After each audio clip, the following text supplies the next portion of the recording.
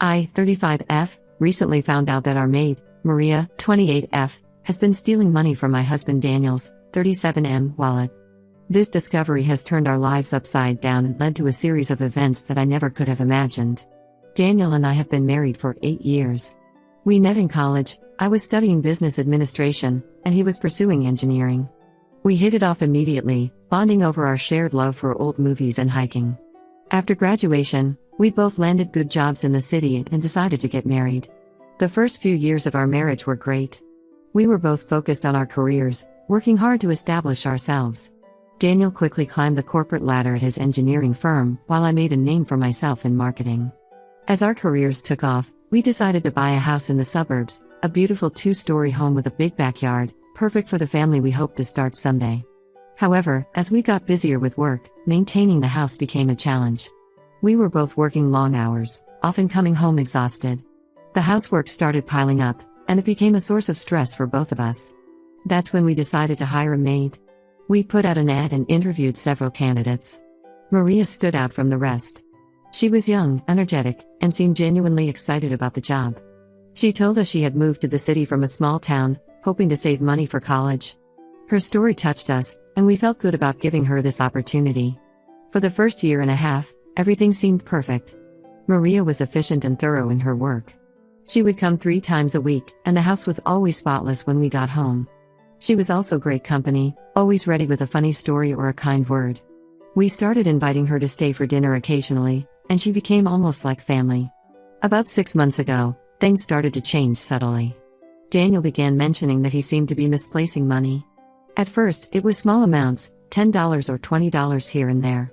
We didn't think much of it, assuming he was just being forgetful or spending more than he realized. But as time went on, the amounts got larger, and it happened more frequently. Daniel would say things like, "I could have sworn I had a $50 bill in my wallet, or didn't I have more cash yesterday?"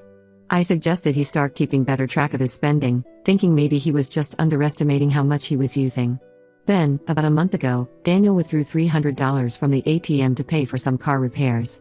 He put the money in his wallet, intending to pay the mechanic the next day. But when he went to pay, over $100 was missing. That's when we realized something was seriously wrong.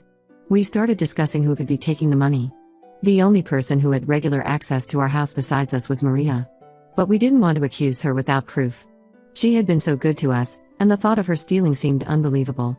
I decided to pay closer attention. I started keeping track of how much cash Daniel had in his wallet before and after Maria's visits. To my shock, I noticed that small amounts were consistently missing after she left. Still, I didn't want to jump to conclusions. I remembered a story my mom had told me about falsely accusing a coworker of theft, only to find out later that she had been mistaken. The incident had created a lot of unnecessary drama and ruined a good working relationship. I didn't want to make the same mistake. So, I came up with a plan. I bought a small hidden camera and set it up in our bedroom, where Daniel usually leaves his wallet. I felt guilty about this. It seemed like a violation of Maria's privacy. But I needed to know the truth. The next day, I watched the footage with a heavy heart. There it was, clear as day, Maria entering our room, opening Daniel's wallet, and pocketing some cash. I watched it several times, hoping I was somehow misinterpreting what I was seeing. But there was no mistaking it. I was devastated. We had trusted Maria, treated her well, even considered her part of our family. And this is how she repaid us. I felt betrayed and angry, but also sad. I wondered what could have driven her to do this. Was she in some kind of trouble? Why didn't she come to us if she needed help?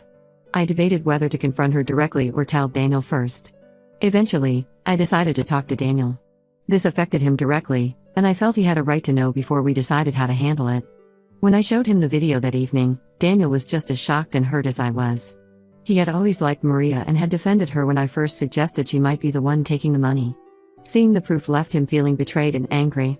We spent hours discussing what to do. Part of us wanted to call the police immediately. But we also remembered Maria's dreams of going to college and how she had talked about supporting her family back home. We wondered if there was a way to handle this without completely ruining her life. Finally, we agreed to confront Maria together the next day when she came for work. We would give her a chance to explain and possibly make amends before deciding whether to involve the authorities. The confrontation didn't go as planned at all. When Maria arrived the next morning, we sat her down in the living room. I could tell by her face that she knew something was wrong. Daniel started by asking her if there was anything she wanted to tell us. She looked confused and said no. Then, we showed her the video. I expected her to break down, apologize, maybe offer an explanation. Instead, her whole demeanor changed. She became defensive and aggressive, yelling at us for spying on her and invading her privacy. But what happened next shocked us even more. Maria turned to Daniel and said, "You know why I took that money? Because your wife here has been cheating on you." I couldn't believe what I was hearing. I had absolutely no idea where this accusation was coming from. Daniel looked at me, his face a mix of confusion and doubt. Before I could even process what was happening, Maria continued, "I've seen her sneaking around, making secret phone calls, and meeting with some guy at a cafe.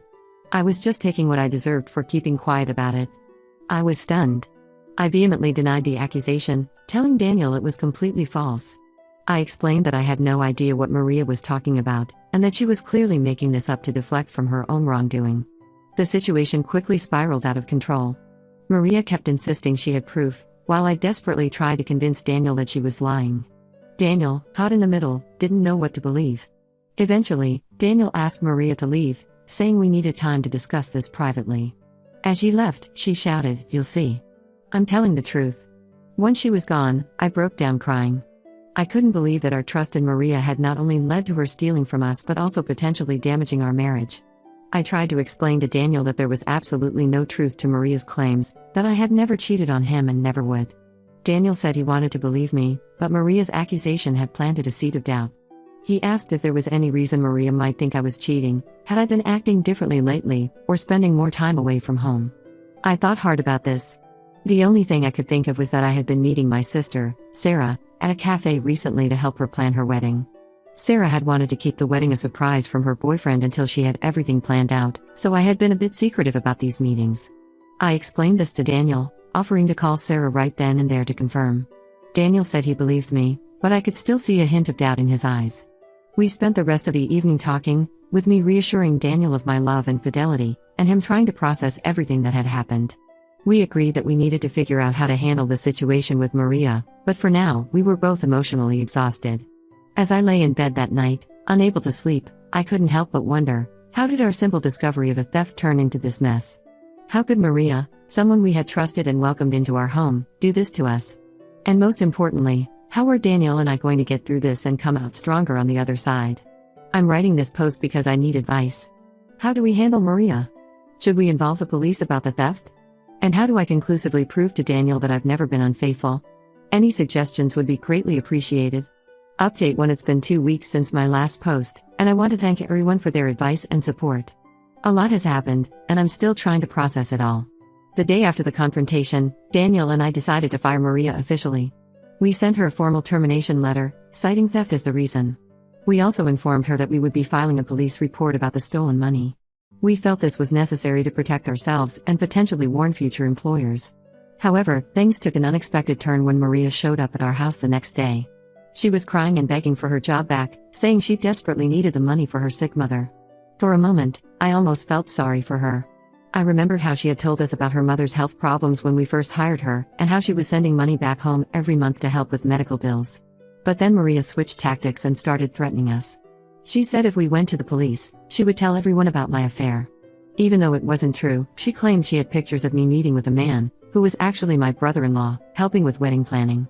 She said she would post these on social media and tell all our friends and family that I was cheating on Daniel. Daniel and I were shocked by her behavior. This wasn't the Maria we thought we knew. We told her to leave immediately, or we would call the police right then.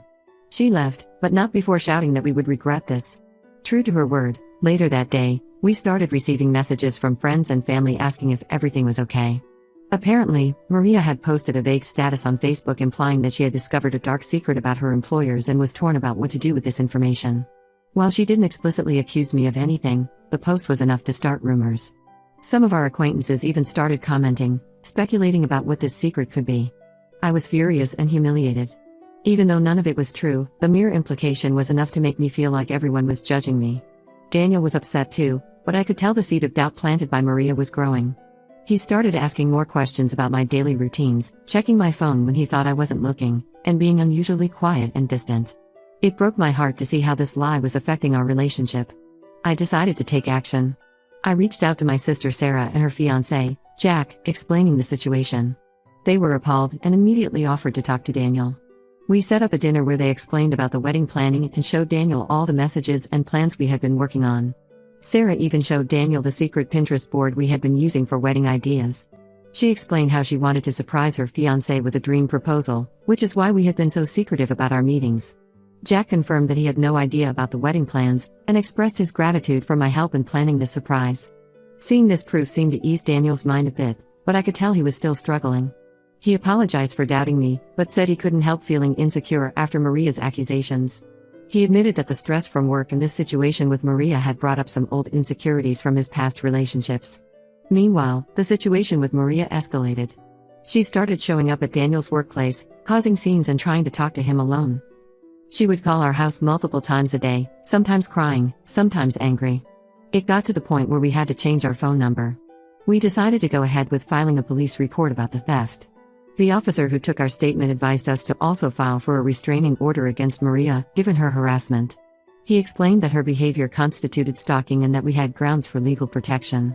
The process of getting the restraining order was stressful. We had to gather evidence of Maria's harassment, including call logs, screenshots of her social media posts, and statements from Daniel's co-workers about her showing up at his workplace. We also had to appear in court to testify about why we felt threatened. Finally, after what felt like an eternity, we got the restraining order approved. It prohibited Maria from coming within 100 yards of us, our home, or our workplaces. It also banned her from contacting us in any way, including through social media. We thought this would be the end of it, but we were wrong. A few days ago, Daniel received an envelope at work. Inside were printed copies of text messages, apparently between me and someone saved as love. The messages were intimate and clearly implied an ongoing affair. They included references to secret meetings and plans for a future together. Daniel came home that day, his face pale and hands shaking as he showed me the messages.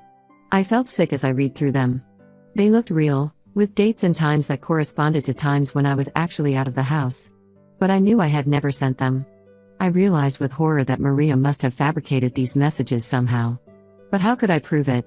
Daniel was clearly struggling, torn between his trust in me and the evidence in his hands. I tried to point out inconsistencies in the messages, words or phrases I would never use, references to places I've never been. But for every point I made, there seemed to be something in the messages that matched up with reality. It was as if Maria had taken bits and pieces of my real life and woven them into this elaborate lie. Daniel said he wanted to believe me, but he was having a hard time reconciling the woman he knew with the one portrayed in these messages. He asked if he could look through my phone, and I agreed immediately, hoping this would prove my innocence. But as he scrolled through my messages and emails, his frown deepened. He pointed out that there were gaps in my message history that coincided with the dates on the fake messages. I realized with a sinking feeling that I had recently deleted old messages to free up space on my phone, not realizing how suspicious this might look in light of these accusations. We stayed up most of the night talking. I went over every detail of my days, trying to account for every minute that was mentioned in those fake messages. Daniel listened, but I could see the doubt in his eyes growing. By morning, we were both exhausted and emotionally drained. Daniel said he needed some time to think and left for work earlier than usual. As I watched him go, I felt like our marriage was slipping through my fingers. I feel like I'm living in a nightmare. Our once strong marriage is being torn apart by these lies, and I don't know how to fix it. How do I prove my innocence when all the evidence seems to be against me? How do we stop Maria from causing any more damage? I'm at my wit's end and could really use some advice. Update 2. It's been a month since my last update, and I'm relieved to say that things have finally taken a turn for the better. The truth has come out, and Daniel and I are working on rebuilding our trust. After receiving those fake text messages, I was desperate to prove my innocence. I remembered some advice from the comments on my last post about digital forensics. We decided to consult a professional to examine the messages. Finding a reputable digital forensics expert wasn't easy. We had to do a lot of research and ask for recommendations. Finally, we found someone with good credentials and experience in similar cases. The expert spent several days examining the messages. It was an anxious time for us, waiting for the results. But finally, we got the news we were hoping for. The digital forensics expert quickly determined that the messages were indeed fake. They had been created using a messaging app that allows users to generate fake conversations. The expert showed us how the metadata of the messages didn't match up with real text messages. He also pointed out subtle inconsistencies in the formatting that indicated they were generated rather than genuine. The expert provided us with a detailed report explaining how they could tell the messages were fabricated. Armed with this information, we went back to the police. At first, they were hesitant to reopen the case, but when we showed them the forensics report, they took our new evidence seriously and started investigating Maria more thoroughly. The investigation took a few weeks, during which the police looked into Maria's background and interviewed her previous employers. What they discovered shocked us. Maria had a history of similar behavior with previous employers, including theft and attempted blackmail. She had managed to keep this hidden by using different names and moving between cities frequently. The police called us in for an update last week. They had managed to track down Maria and bring her in for questioning. Under pressure and faced with evidence of her past crimes, she finally confessed to everything: the theft, the false accusations, and the fake messages. It turned out that Maria had a gambling addiction, which was the real reason she needed money. When we caught her stealing, she panicked and made up the cheating story to distract us. She thought if she could break up our marriage, she might somehow avoid consequences for her theft. Update 2: Maria revealed that she had been planning this for months. She had been carefully observing our routines and gathering information about us that she could use to make her lies more convincing. The details she included in the fake messages, like the names of cafes I frequented or events I had attended, were all things she had overheard or seen while working in our house. The police have charged her with theft, harassment, and creating false evidence. She's now facing serious legal consequences for her actions. They also informed us that Maria might have stolen from other employers, and they're investigating those cases as well. When we got home from the police station, Daniel broke down and apologized profusely for ever doubting me. He admitted that he should have trusted me completely, regardless of the so-called evidence. We had a long, emotional conversation about trust, communication, and how we can strengthen our relationship after this ordeal. Daniel confessed that his doubts stemmed partly from insecurities rooted in a past relationship where he had been cheated on. He realized that he had never fully dealt with that trauma, and it made him vulnerable to Maria's manipulation. He's agreed to seek individual therapy to work through these issues. We've decided to start couples therapy as well to work through the impact this situation has had on our marriage. While I'm hurt that Daniel doubted me, I understand how convincing Maria's lies were, and I'm committed to working through this with him. The support from our friends and family has been overwhelming. Once we explained the whole situation, everyone rallied around us. My sister Sarah and her now husband Jack were particularly supportive, helping us clear up any remaining doubts among our social circle. They've been inviting us over for dinner regularly, providing a safe space for us to relax and remember what normal life feels like. We're also taking steps to protect ourselves in the future. We've installed a proper security system in our house, complete with cameras and an alarm system. We're being much more careful about who we trust with access to our home and personal information. This whole experience has been a harsh lesson in trust, both its importance and its fragility. While I'm relieved that the truth is out and Maria is facing consequences, I know we have work to do to fully recover from this. I'm cautiously optimistic about the future. Daniel and I are committed to working through this together, and I believe our marriage will ultimately be stronger for having weathered this storm. Thank you all for your support and advice throughout this ordeal. It really helped me stay strong and focused on finding the truth. Update 3: It's been 6 months since my last update, and I'm happy to report that things have significantly improved for Daniel and me. The legal proceedings against Maria concluded last month. She pleaded guilty to all charges and has been sentenced to probation and mandatory counseling for her gambling addiction. She's also been ordered to pay restitution for the money she stole from us. The judge took into account her cooperation with the investigation of other thefts she had committed, which led to her receiving a lighter sentence than she might have otherwise. Daniel and I have been consistently attending couples therapy, and it's been incredibly helpful. Our therapist has guided us through exercises to rebuild trust and improve communication. We've worked through a lot of the issues that arose from this incident, and our relationship feels stronger than ever.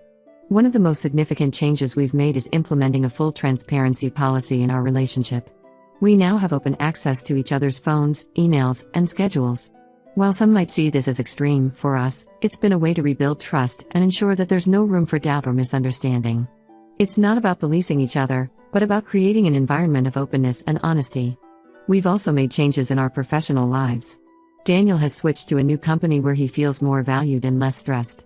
His new job has better hours, which allows him to be more present in our relationship. This change has made a big difference in his overall happiness and has reduced his vulnerability to manipulation. As for me, I've started my own small business working from home.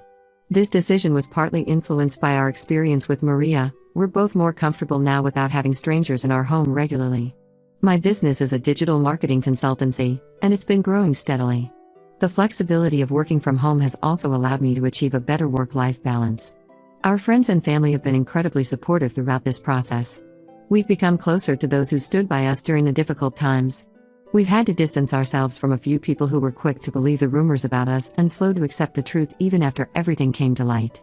It's been a bit painful, but it's also shown us who our true friends are. We've also taken up new hobbies together, like dance classes and weekend hiking trips. These shared activities have helped us reconnect and create new, positive memories to overshadow the difficult ones. Last month, we completed a challenging trail that we've been working towards for weeks. Reaching the summit together felt like a metaphor for overcoming the challenges in our relationship. While the experience with Maria was undoubtedly traumatic in a way, it's made our marriage stronger. We've learned not to take each other for granted and to always prioritize our relationship above outside influences. We communicate more openly now, addressing small issues before they can grow into bigger problems. We've also become more involved in our community. We've started volunteering at a local organization that helps people with gambling addictions. It's been a healing experience for us, turning our negative experience into something positive by helping others who are struggling. Looking back, I'm proud of how we handled the situation and grateful for the lessons we've learned. Trust is precious and can be easily damaged, but with effort and commitment, it can be rebuilt even stronger than before. To anyone going through a similar situation, my advice would be to stay strong, seek support, and never give up on the truth. It may take time, but the truth has a way of coming out eventually. Also, don't be afraid to seek professional help. Both individual and couples therapy have been crucial in our recovery process.